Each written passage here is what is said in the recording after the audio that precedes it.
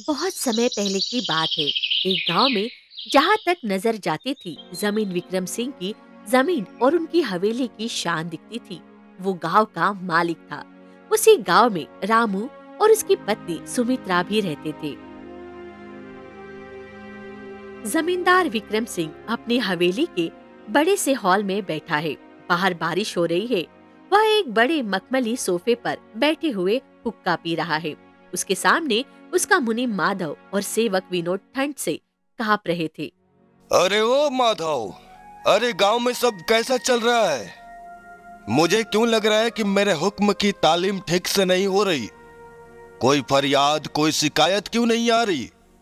यह शांति मुझे पसंद नहीं। मालिक, मालिक, सब आपकी मेहरबानी से चल रहा है। इस बार फसल अच्छी हुई है, इसीलिए सभी किसानों ने समय पर लगान भर दिया है। कोई देरी नहीं हुई है हुजूर। सब आपकी जय जयकार करते हैं। जय जयकार?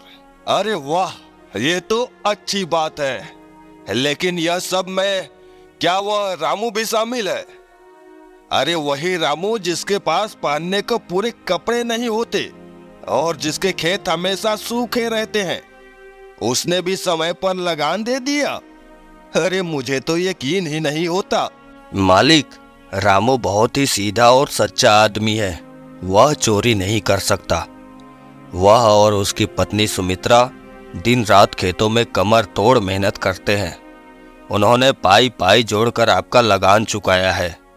उसकी ईमानदारी की तो गांव में सब कसम खाते हैं मालिक। कसम खाते हैं? ईमानदारी से पेट नहीं भरता विनोद।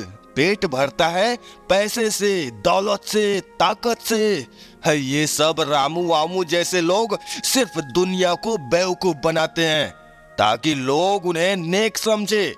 मेरे लिए तो इस गांव में दो ही चीजें मायने रखती है। मेरा हुक्म जो पत्थर की लकीर है और मेरा पैसा जो मेरे पैरों तले बिछा हुआ है। आपकी मर्जी मालिक, मैं तो बस हकीकत बता रहा था। बस करो, अब सुनो। मैंने आज शहर के सबसे बड़े व्यापारी किशन लाल से मिलने का समय लिया है। एक बड़ा सौदा तय करना है। लाखों का अनाज बेचना है।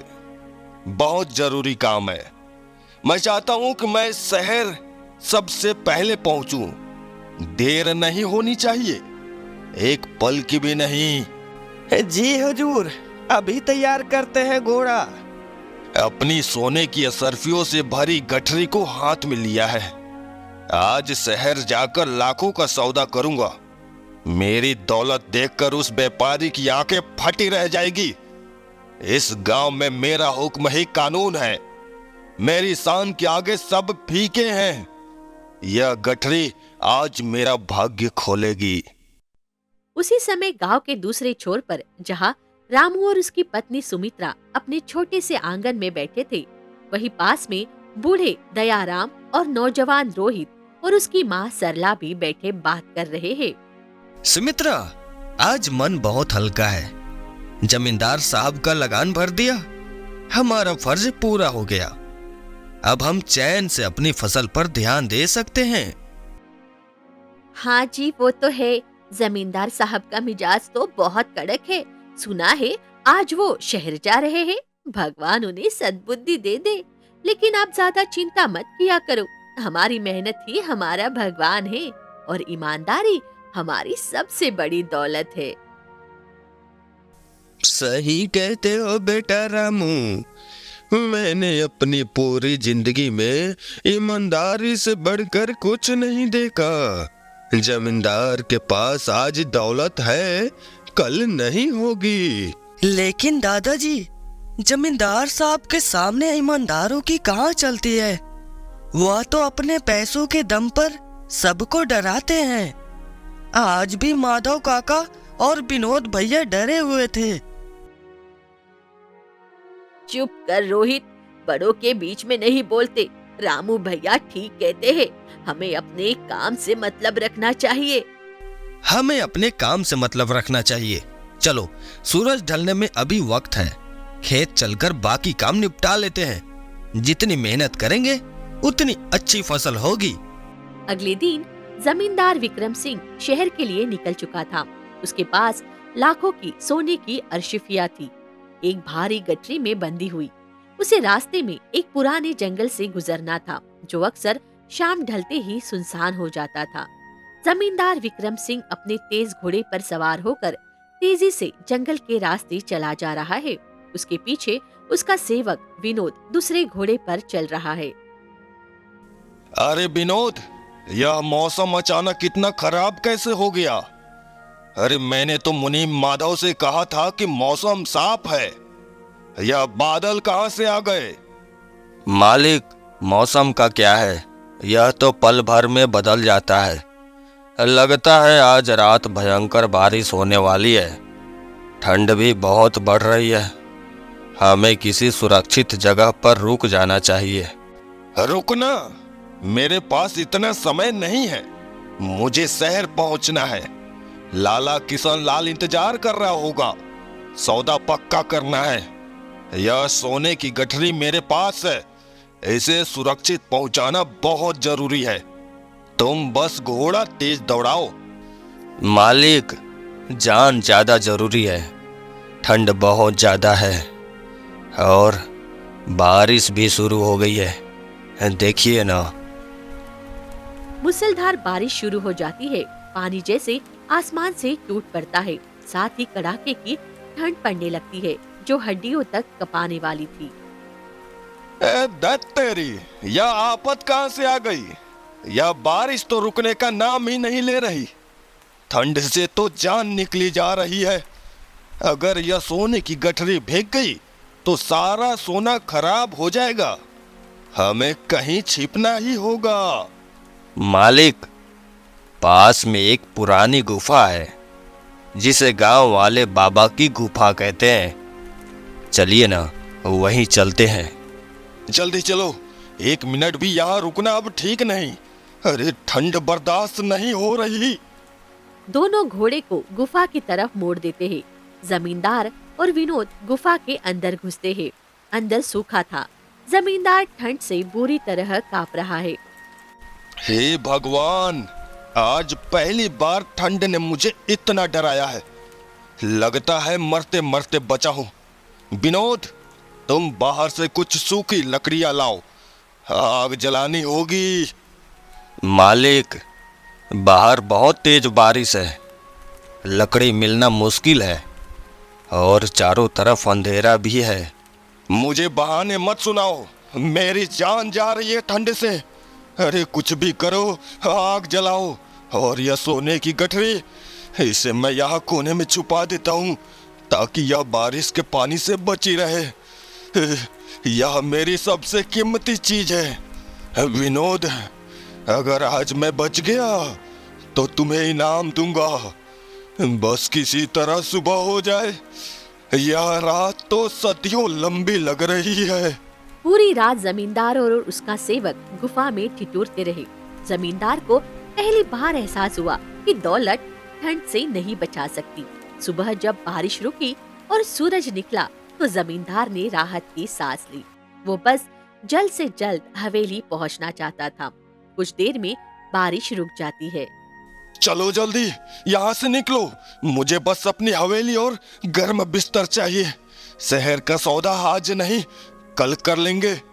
जी मालिक, आज की रात बहुत भयानक थी। हड़बड़ी में जान बचाने की जल्दी में जमींदार पूरी तरह भूल गया कि उसने अपने सोने की गठरी कहाँ छुपाई थी। वह गठरी वही गुफा के कोने में पड़ी की पड़ी रह गई।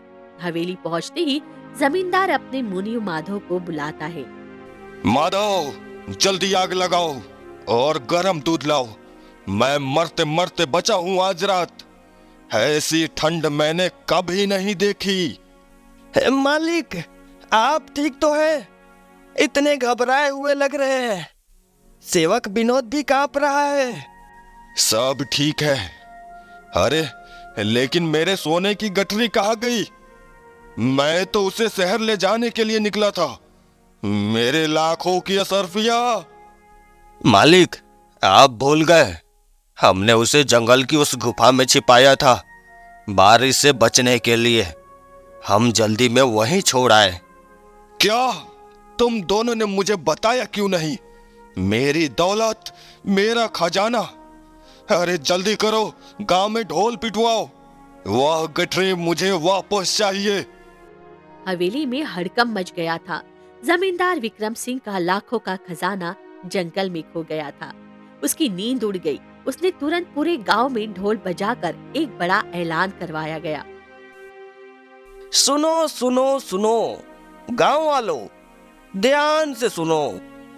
हमारे जमींदार विक्रम सिंह मालिक की सोने की असरफियों से भरी एक गठरी जंगल की गुफा में खो गई है। वह बहुत कीमती है। सोने की गठरी? बाप रे, कितने पैसे होंगे उसमें? जो कोई भी उस गठरी को ढूंढकर मालिक के पास लाएगा, उसे जमींदार साहब मुंह मांगा इनाम देंगे। इतना धन देंगे कि उसकी गरीबी हमेशा के लिए दूर हो जाएगी। यह जमींदार साहब का वादा है। सुना रामू बेटा, मुंह मांगा इनाम। जमींदार साहब जब वादा करते हैं तो पीछे नहीं हटते। वैसे तो बहुत सख्त है, पर इनाम अच्छा देंगे। ए चलो रे भाई, देर किस बात की, जंगल चलते हैं। अगर इनाम मिल गया तो जिंदगी बन जाएगी। इस ठंड और बारिश में भी हम रुकेंगे नहीं, अपनी जान की परवाह नहीं करेंगे, बस गठरी ढूंढेंगे। ये सुनकर गांव के कई नौजवान और आदमी जंगल की तरफ दौड़ पड़ते हैं। सबकी आंखों में लालच और उम्मीद साफ दिख रही थी।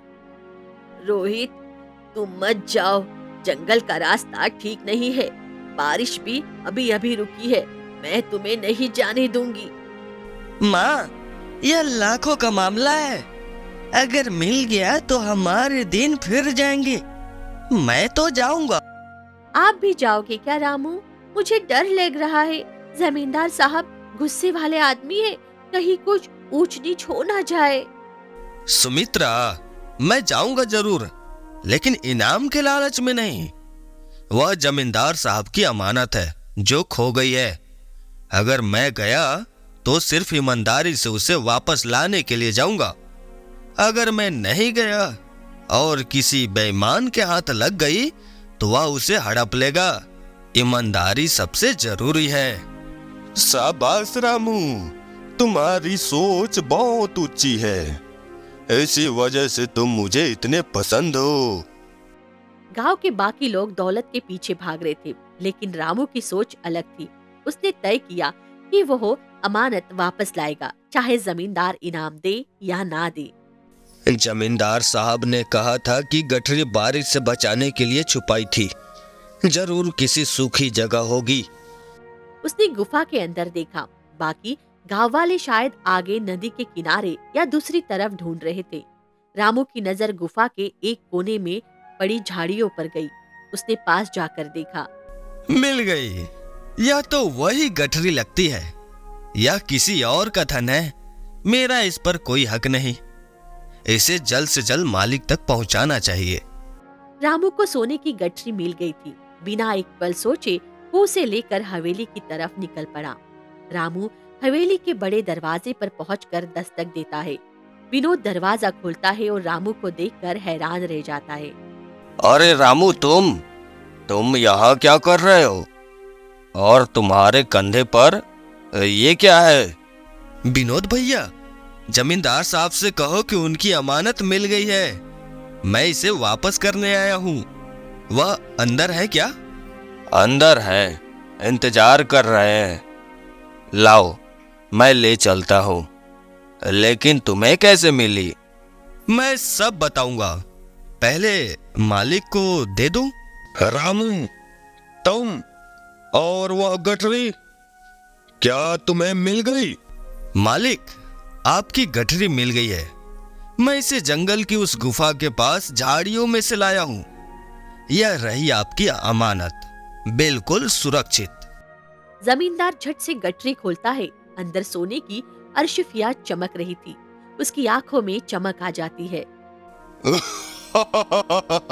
वाह रामू, वाह, तूने तो कमाल कर दिया रे। मुझे यकीन नहीं था कि कोई इतनी जल्दी इसे ढूंढ पाएगा। बहुत समझदारी दिखाई तुमने। मालिक, मैंने कहा था ना, रामू बहुत नेक आदमी है।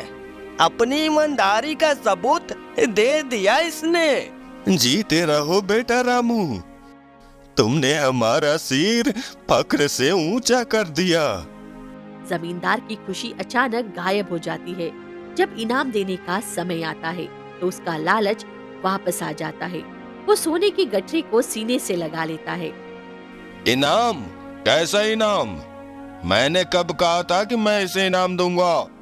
मालिक, आपने तो ऐलान करवाया था कि जो भी इसे लाएगा उसे मुंह मांगा इनाम मिलेगा। मैंने लालच में नहीं पर ईमानदारी से काम किया है। अरे मूर्ख, तूने सोचा कि मैं तुझे सच में इनाम दूंगा बारिश के पानी से भीगी हुई इस बेकार गठरी के लिए? अरे यह तो मेरी ही चीज थी जो मुझे वापस मिल गई। इसमें तेरा क्या एहसान? गांव के बाकी लोग इतने बहादुर थे कि जान की परवाह किए बिना ढूंढने गए, पर तू तो एक नंबर का बेवकूफ निकला जो खाली हाथ आ गया। मालिक, यह खाली हाथ आना नहीं है। मैं आपकी अमानत लेकर आया हूं। मैंने अपनी जान जोखिम में डाली। आपने वादा किया था। वादा?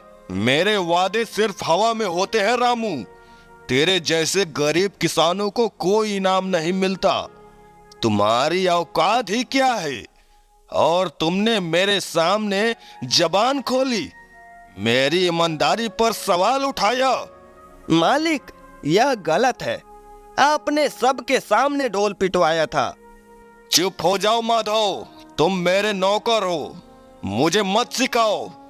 अरे ओ विनोद, कहाँ हो? मालिक, लेकिन कोई लेकिन वकीन नहीं, निकालो इसे। जमींदार साहब, आप बहुत गलत कर रहे हैं। भगवान सब देखता है। इस दौलत का घमंड एक दिन जरूर टूटेगा।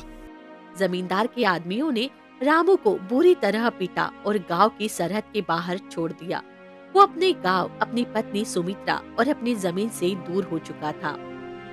रामू एक नए गांव में पहुंचता है। वहाँ वह एक छोटे से बाजार में किशन लाल, जो कि जमींदार के गांव के बाजार का व्यापारी ही है, उन्हीं से मिलता है। सेठ जी, मैं नया हूँ इस गांव में। मेरा नाम रामू है। मैं मेहनती हूँ। क्या आपके बाजार में मुझे सब्जियां बेचने के लिए थोड़ी सी जगह मिल सकती है क्या? हाँ, जगह तो मिल जाएगी, लेकिन गांव वालों के पास ज्यादा पैसे नहीं होते। शहर की मंडी में बेचते तो ज्यादा कमाते। तुम्हारे पास बेचने के लिए क्या है? सेठ जी, मैं शहर की मंडी में ही सब्जियां बेचूंगा। मैंने इस गांव में थोड़ी सी जमीन ली है और सब्जियां उगाई है। मैं ईमानदार हूं, कभी धोखा नहीं दूंगा। बस थोड़ी मदद चाहिए। तुम्हारी ईमानदारी तुम्हारे चेहरे पर दिखती है रामू। ठीक है, तुम शहर की मंडी में मेरे नाम से जगह ले लेना। मैं वहां के मुनीम को बोल दूंगा, लेकिन याद रखना, शहर में चालाकी चलती है, ईमानदारी नहीं। सेठ जी, मैं चालाकी नहीं सीख सकता। ईमानदारी ही मेरा धर्म है। बहुत बहुत शुक्रिया आपका। रामू ने नई शुरुआत की। उसने शहर की मंडी में सब्जियां बेचना शुरू किया। उसकी सब्जियां ताजी होती थी और वो सही दाम पर बेचता था। धीरे धीरे उसकी ईमानदारी और अच्छे माल की वजह से उसका नाम हो गया। लोग दूर दूर से उसके पास आने लगे। अरे रामू भाई, तुम्हारी सब्जियां हमेशा ताजी और अच्छी होती है। गांव में इतनी अच्छी गोभी और बैगन किसी के पास नहीं मिलते। दाम भी सही लगाते हो। शुक्रिया बाबूजी। मैं अपनी मेहनत का दाम लेता हूँ, बेईमानी का नहीं। यही मेरी पहचान है। सही कहते हो। उस जमींदार विक्रम सिंह की तो सुना है गांव में बहुत बदनामी हो रही है। लोगों को इनाम का लालच देकर भगा दिया। सब कहते हैं कि वह बहुत लालची आदमी है। छोड़िए ना इन बातों को, अब बताइए और क्या चाहिए। रामू ने अपनी नई जिंदगी में शांति पा ली थी। उधर पुराने गांव में जमींदार की बदनामी हो रही थी। रामू की पत्नी सुमित्रा भी बाद में नए गांव में आ गई थी। वे दोनों अब खुश थे। जमींदार विक्रम सिंह अपने हवेली में बैठा है, लेकिन अब उसके चेहरे पर वो पुरानी चमक नहीं है। उसके मुनियो माधव और सेवक विनोद भी उदास है। गांव में उसकी इज्जत कम हो गई थी। मालिक, गांव वाले अब आपके बारे में अच्छी बातें नहीं करते। सब कहते हैं कि आपने रामू के साथ बहुत गलत किया। ईमानदारी का सिला उसे मार और बेइज्जती के रूप में दिया। गांव वालों की परवाह मैं नहीं करता। मेरे पास दौलत है, दौलत। यह गांव वाले क्या समझते हैं? मैं आज भी यहाँ का मालिक हूँ। मालिक, लेकिन इज्जत भी कोई चीज होती है ना। रामू चला गया पर उसकी अच्छाई यहीं रह गई। चुप हो जा, मुझे ज्ञान मत दे। मैंने जो किया सही किया। मैं एक बड़ा व्यापारी हूँ, मुझे भावनाओं में बहने का शौक नहीं। अब सुनो, मैंने शहर के बड़े व्यापारी किशन लाल के साथ अनाज का एक बड़ा सौदा तय किया है। लाखों का सौदा है। किशन लाल, वही जो गांव की मंडी में बैठता है? हाँ वही, लेकिन यह सौदा बड़ा है। मुझे आज रात ही अपने गोदाम से बोरियों को लदवाकर दूसरे शहर पहुंचाना है। माल समय पर पहुंचना चाहिए। इस बार कोई गलती नहीं होनी चाहिए। जमींदार विक्रम सिंह अपने नए व्यापारिक सौदे को लेकर बहुत उत्साहित था। उसे लाखों का मुनाफा दिख रहा था। उसने अपने मुनि माधव को आदेश दिया कि अनाज की बोरियां तुरंत बैलगाड़ियों में लदवाकर दूसरे शहर के लिए रवाना हो जाए। मौसम का मिजाज भी वही था, कड़ाके की ठंड और बारिश का डर। जल्दी करो, अरे जल्दी जल्दी, रात में ही निकलना है। अगर सुबह तक माल मंडी नहीं पहुंचा तो सौदा रद्द हो जाएगा और मुझे भारी जुर्माना भरना पड़ेगा। तेजी से काम करो। मालिक, हम पूरी कोशिश कर रहे हैं। बोरिया बहुत भारी है, बैल भी थक गए हैं। थक गए? पैसे किस बात के लेते हो? उन्हें चारा दो, पानी दो, लेकिन माल समय पर पहुंचना चाहिए। यह लाखों का मामला है विनोद, मजाक नहीं। मालिक, बाहर मौसम फिर से खराब हो रहा है। वही पिछले महीने वाली ठंड और बारिश के आसार लग रहे हैं। हवा बहुत तेज चल रही है। रात में सफर करना खतरनाक हो सकता है। माधव, तुम डरपोक हो गए हो। पिछली बार तो मैं जान बचाकर भागा था, पर इस बार मैं तैयारी से हूँ। मेरे पास आदमी है, बैलगाड़ियां है, यह मेरा व्यापार है। इसे मैं मौसम की वजह से खराब नहीं होने दूंगा। माल निकलना चाहिए अभी के अभी। जमींदार के घमंड ने उसे फिर अंधा कर दिया। उसकी बैलगाड़ियां अनाज लेकर अंधेरी रात में निकल पड़ी। गांव के दूसरे लोग, जिसमें दयाराम और रोहित भी शामिल थे, ये सब देख रहे थे। देख बेटा रोहित, जमींदार साहब का घमंड तो देखो। उसे ठंड और बारिश का समय है और फिर भी माल लेकर जा रहे हैं। रामू की बद्दुआ लगेगी इन्हें। दादाजी, रामू भैया तो बहुत अच्छे थे। जमींदार साहब ने उनके साथ बहुत बुरा किया था। आज भगवान शायद हिसाब बराबर कर रहा है। कुदरत का इंसाफ बड़ा कड़ा होता है बेटा। यह जमींदार आज पैसे के नशे में है, लेकिन जब कुदरत मार करती है तो दौलत काम नहीं आती। जमींदार की बैलगाड़ियां जंगल के रास्ते पर थी। अचानक पिछले महीने की तरह ही मूसलाधार बारिश और कड़ाके की ठंड शुरू हो गई। ये ठंड इतनी भयानक थी कि बैलगाड़ियों के पहिए कीचड़ में धंस गए। अरे क्या हुआ? गाड़ियां क्यों रुक गई? चलाओ इन्हें। मालिक, बैल आगे नहीं बढ़ रही। ठंड इतना ज़्यादा है कि वे बीमार पड़ गए। लगता है उन्हें बुखार चढ़ गया है, पर ये भी कीचड़ में फंस गए हैं। निकालो इन्हें, धक्का लगाओ। माल समय पर पहुंचना चाहिए, मेरा लाखों का सौदा डूब जाएगा। मालिक, हम कुछ नहीं कर सकते। बैल बेहाल है, जान बचाना मुश्किल हो रहा है। ठंड हड्डियों तक घुस रही है। हमें यहीं रुकना होगा। रुकना होगा? मेरा माल, मेरा पैसा, हे भगवान, या फिर वही सब हो रहा है? पूरी रात जमींदार विक्रम सिंह और उसके आदमी जंगल में फंसे रहे। बैल बीमार हो गए थे, माल भीग रहा था और ठंड जानलेवा थी।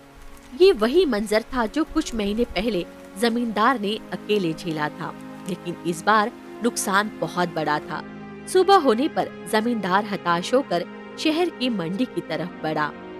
सेठ जी, माफ करना, मेरा माल समय पर नहीं पहुंच पाया। रात में भयंकर बारिश और ठंड की वजह से बैलगाड़ियां जंगल में फंस गई। बैल बीमार हो गए, माल भीग गया। मुझे बस थोड़ी मोहलत दे दो, मैं माल पहुंचा दूंगा। विक्रम सिंह जी, व्यापार में समय की बहुत कीमत होती है। मैंने साफ कहा था, माल सुबह तक चाहिए। अब बाजार खुल चुका है, दूसरे व्यापारियों ने अपना माल बेच दिया है। तुम्हारा भीगा हुआ और देर से आया हुआ माल मेरे किसी काम का नहीं।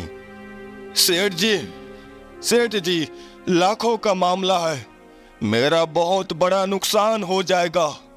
मैंने बहुत पैसा लगाया है इस सौदे में। विक्रम सिंह, तुमने अपने गांव के एक गरीब किसान रामू के साथ किया था, याद है? तुमने उसे इनाम देने का वादा किया और उसने ईमानदारी से तुम्हारी सोने की गठरी लौटाई और तुमने उसे बेइज्जत करके भगा दिया। उस दिन तुमने इंसानियत का सौदा किया था। आज कुदरत तुम्हारे कर्मों का हिसाब ले रही है। तुम रामू को जानते हो? वह देखो, उस कोने में जो आदमी ईमानदारी से सब्जियां बेच रहा है, वही रामू है। मैंने ही उसे यहाँ जगह दी है। आज देखो कितना खुश है, और तुम यहाँ गिड़गिड़ा रहे हो। तुम्हारा सौदा अब खत्म, तुम्हें जुर्माना भी भरना पड़ेगा। रामू सही कहता था, भगवान सब देखता है। दौलत आज है, कल नहीं, लेकिन कर्म और ईमानदारी हमेशा रहती है। जमींदार को भारी नुकसान हुआ, उसे जुर्माना भरना पड़ा और उसकी साथ इज्जत बाजार में खत्म हो गई। वो खाली हाथ, टूटे हुए घमंड के साथ अपने गांव वापस लौटा। कुदरत ने साबित कर दिया कि दौलत से ऊपर कर्म होते हैं। उस दिन के बाद जमींदार बदल गया और उसने अपनी बाकी जिंदगी इंसानियत के नाम कर दी।